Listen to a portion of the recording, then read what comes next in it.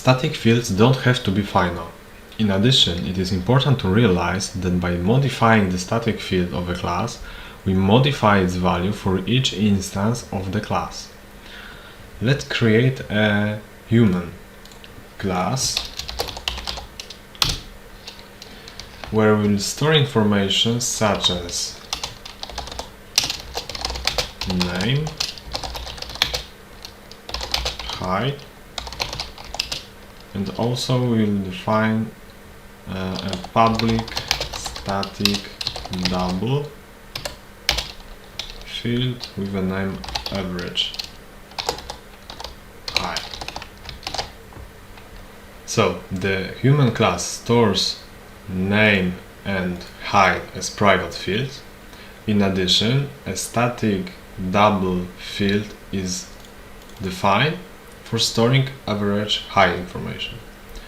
We will have access to such a variable without the need to create a specific object instance, so we declared it as public.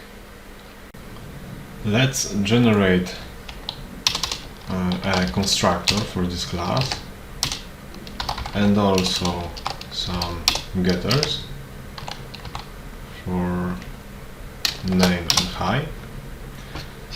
And now we can proceed to testing.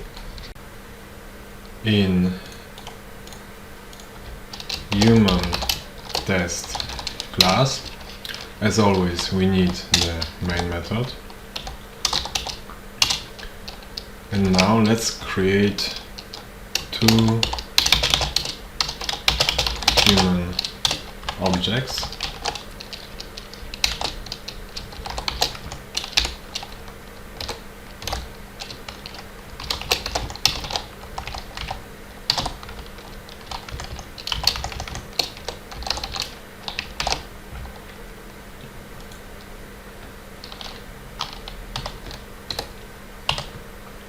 And after creation of this object, we can calculate the average height.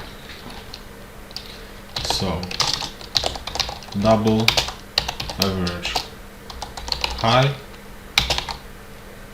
and we take human 1 get height plus human 2 get height. We can wrap this addition into parentheses and divide by 2. And now we can set the value to our static variable, which is in human class. So we call human dot average height equals average height.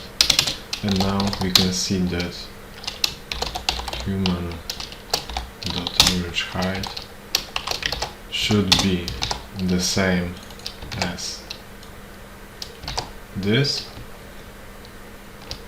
And now we can run this program.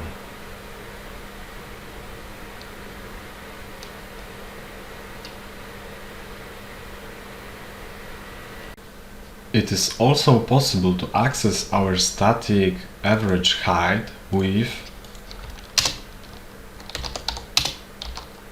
human 1 or 2 reference. But in practice, referring to static components through instances of the class is bad practice, because that's not why we declare something as static.